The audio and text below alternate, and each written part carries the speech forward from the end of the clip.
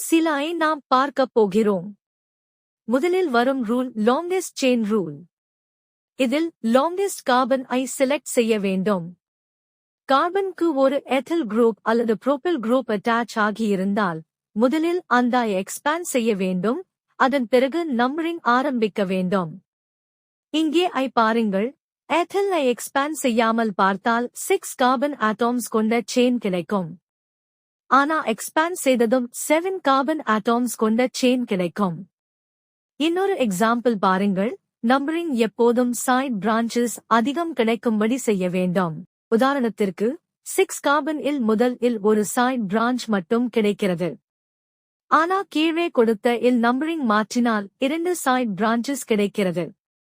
ஆகவே நாம் அதிக சைட் பிரான்ச்சஸ் கிடைக்கும் ஐ பிரெஃபர் செய்ய வேண்டும்.